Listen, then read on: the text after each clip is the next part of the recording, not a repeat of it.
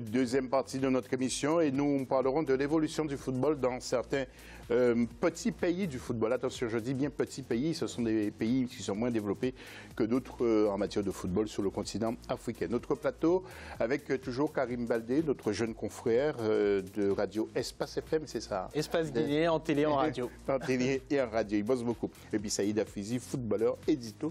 Mais combien il est efficace, ce jeune garçon. Il est bien apprécié sur le continent également. Nous allons parler des internautes tout de suite.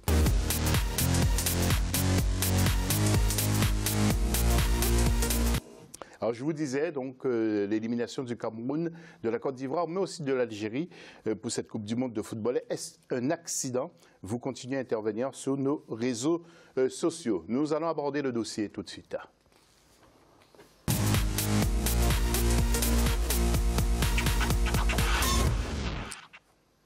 Alors, petit focus sur certains pays moins développés que d'autres dans le football. Sur d'autres continents, bon, le Cap-Vert a déjà fait ses preuves, la Mauritanie est bien sûr la tête de l'eau, il y a Sao Tomé qu'on ne voit pas beaucoup, Éthiopie aussi qui surprend depuis quelque temps avec ses équipes en Coupe des clubs sur le continent. Il y a le Soudan, Madagascar qui impressionne, l'île Maurice aussi, Ibrahima Djumaba pour le dossier, et puis juste après nous allons en débattre. Sur le plan des performances sportives, certains pays africains sont en retard, mais se font de plus en plus remarquer. Le Soudan, par exemple, a su développer un championnat attrayant avec des clubs réguliers en Ligue des Champions et en Coupe de la Confédération. Les Soudanais se sont hissés en demi-finale du CHAN 2018 au Maroc. La Mauritanie est sur la même dynamique avec des équipes nationales fondées sur le potentiel local. Les Mourabitoun ont dominé la Guinée en amical 2-0 le 24 mars. L'Éthiopie se construit en silence. Ces équipes nationales grandissent chaque année. La belle surprise éthiopienne de cette année est venue du club Wolaïta Disha qui s'est défait du Zamalek du Caire en 16e de finale de la Coupe de la CAF. L'île Maurice est sur une bonne dynamique. Elle a enchaîné 2 victoires de suite face à Macao et la Mongolie les 22 et 27 mars, alors que Madagascar a résisté face au Togo 0 but partout le 22 mars avant de s'incliner face au Kosovo 2 jours plus tard. Le débat tout de suite sur Africa 24 dans l'FC après ça.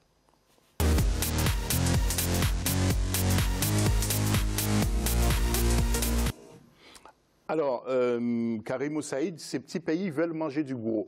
C'est le cas de la Mauritanie qui vient de donner une petite leçon à la Guinée. Si on considère que la Guinée est un gros, hein, ce que je doute après ce qu'on a vu la semaine dernière. Mais, enfin, bon. Mais par rapport effectivement à d'autres équipes, la Guinée devrait se placer dans la catégorie des Côte d'Ivoire, peut-être des Cameroun. Théoriquement, vu les joueurs qu'on a, oui. Alors, pour vous, quels sont les pays qui vous ont impressionné ces derniers temps?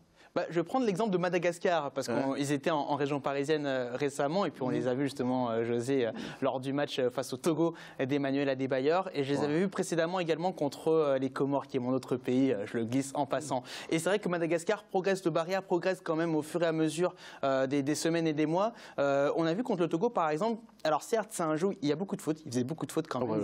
Ils sont très durs sur le...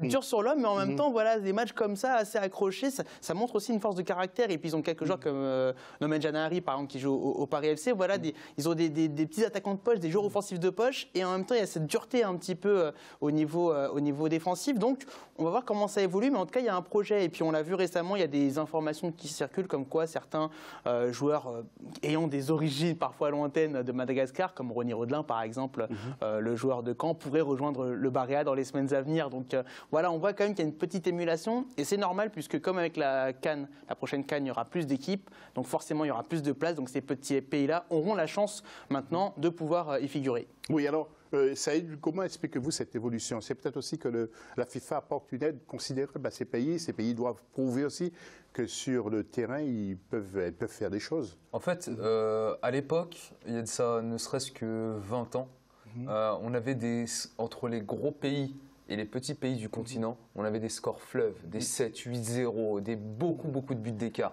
Il y avait une différence énorme. Et là, l'écart se rétrécit. Il se rétrécit pourquoi? Principalement, c'est tactiquement. Les équipes sont beaucoup plus en place et la tactique s'est démocratisée. Aujourd'hui, les équipes, elles savent défendre, elles savent attaquer ensemble. Et physiquement aussi. À l'époque, l'écart, il se faisait à ce niveau-là. Aujourd'hui, l'écart s'est rétréci. Et ces équipes-là, elles ont d'autant plus de mérite qu'il n'y a pas beaucoup de diaspora à l'étranger, comme dans les grandes équipes nord-africaines ou même en Côte d'Ivoire, etc. Donc, elles ont beaucoup plus de mérite parce qu'elles misent sur leurs talents locaux. Quand on voit le Soudan, ce que réalise le Soudan, c'est super, super intéressant parce qu'il se base sur le travail fait en club. Al Hilal du Soudan, c'est magnifique le travail qu'ils réalisent. Ils sont systématiquement présents en compétition africaine. Donc grâce à ça, on retrouve en sélection un travail intéressant. Donc voilà, avec le temps, je pense que, en plus Issa Hayatou, j'étais pas un fan absolu de lui, Dieu seul sait, mais il a fait quelque chose qui est super bien, c'est le CHAN. Le CHAN, on le doit au mandat d'Issa Hayatou. Et cette compétition-là, qui regroupe uniquement les joueurs locaux, leur permet de se frotter au haut niveau. Et à force de côtoyer ce niveau-là, à un moment donné, vous êtes obligé de progresser. Oui, alors disons aussi que le football technique n'existe plus quasiment, hein, le beau football, avec de vrais techniciens comme en Algérie, comme on le voyait souvent. Maintenant, c'est le football physique qui va peut-être primer. Alors je voudrais aussi vous interroger, messieurs, sur la présence des techniciens occidentaux. Peut-être qu'ils apportent quelque chose, non ? Ça vous fait sourire. Les techniciens occidentaux, effectivement, ils apportent quelque chose. Ils apportent une rigueur tactique et une rigueur dans le positionnement. Mais ils ne forment pas. Ils ne forment pas. Ils sont là principalement pour s'occuper de la sélection A. Donc, c'est des joueurs qui sont déjà formés. Après, ils enlèvent aussi un peu de fantaisie qu'il y avait dans notre football. Ah oui, c'est ce que vous venez de le dire. À l'époque, on voyait des fulgurances qu'on ne voyait jamais dans les compétitions européennes, des gestes techniques qu'on n'avait que chez nous. Et ce côté-là, cette magie africaine-là, il nous la retire un petit peu. C'est vrai qu'on est plus en place, on est plus bloc équipe et qu'on est vraiment compétitif. Maintenant, on avait une patte africaine, une touche où on se rappelle de dribbles géniaux de l'époque, d'Okocha, etc. Insouciance. Voilà, insouciance. Et ça, il nous le retire un petit peu et ça, c'est dommage. Oui, des joueurs qui dansaient même devant le ballon. Claude Leroy, justement, qui est le sorcier blanc qui sillonne l'Afrique et nous dit ce qu'il pense précisément de Madagascar qu'il a rencontré avec l'équipe qu'il entraîne, le Togo. Claude Leroy. On ne gagne pas au Soudan 3-1, un match éliminatoire de Coupe d'Afrique des Nations, et on ne gagne pas en amical en Ouganda par hasard. C'est pas possible, c'est que ils sont en train de bâtir une équipe et moi je pense que ça peut être une des surprises pour les qualifications pour la Coupe d'Afrique des Nations 2019. Déjà, ce premier résultat est extraordinairement important pour eux. Et je pense qu'ils ont un bon coup à jouer parce qu'ils ont une équipe très déterminée, très engagée, pro quelquefois un petit peu, mais où il y a du talent devant, ça va vite. Je pense que ça va être une des belles surprises de l'année prochaine. Et puis peut-être il y aura quelques surprises pour la qualification de la CAN. Nous allons voir les tableaux. Nous avons plusieurs tableaux, mais quelquefois nous allons nous arrêter. Vous voyez là, par exemple, pour le groupe A, c'est le Sénégal qui est en tête et Madagascar est juste deuxième. Nous enchaînons avec le B. Messieurs, si vous voulez apporter un commentaire, n'hésitez pas. Cameroun en tête et le Maroc à la dernière place. Nous allons nous y attarder 2 petites secondes sur le groupe B. Pourquoi le Maroc est dernier? Il faut se méfier, hein, Saïd, hein? Le Maroc est dernier. Pourquoi le Maroc est dernier? Et pour l'instant, hein, après une journée. Ça me dit strictement rien. Non. Ça vous dit rien? Non, mais il doit y avoir une erreur parce qu'on ne l'a pas joué le match. Ah, vous n'avez pas joué le match. Non, mais si vous n'avez pas joué, vous devriez quand même. Non, mais on l'a pas fait le match, notamment parce qu'on est mondialiste et qu'à ce moment-là, les journées sont reportées. Mais là, oui, mais la deuxième journée. Mais la première journée non plus. Vous n'avez pas joué la première journée? Non, la première journée, on ne l'a pas joué. La première journée, c'était en juin. Il faut préciser, c'était en juin de l'année dernière. On ne l'a pas joué. Donc je vous fais confiance. Le C, nous allons enchaîner avec le C. Voilà, donc pour l'instant, c'est Burundi qui impressionne, qui est devant le Mali. Nous enchaînons avec le groupe D. Karim et Saïd, si vous voulez vous arrêter, vous vous arrêtez. Hein, sur un commentaire, Algérie qui est en tête pour l'instant devant le Bénin. Groupe l'Algérie de Rabat Madjer qui là essaie de se reconstruire. Hein. On voit qu'il y a beaucoup de conflits. Je vais taire un certain nombre de choses, mais il y a beaucoup de conflits et les joueurs poussent absolument pour virer le nouveau sélectionneur qui est là que ne serait-ce depuis ça fait 3 matchs qu'il est là et tout le monde pousse, notamment les professionnels. Il y a des joueurs qui ont menacé de ne pas revenir en sélection s'il était toujours le sélectionneur de l'équipe nationale d'Algérie, notamment Safir Taïder.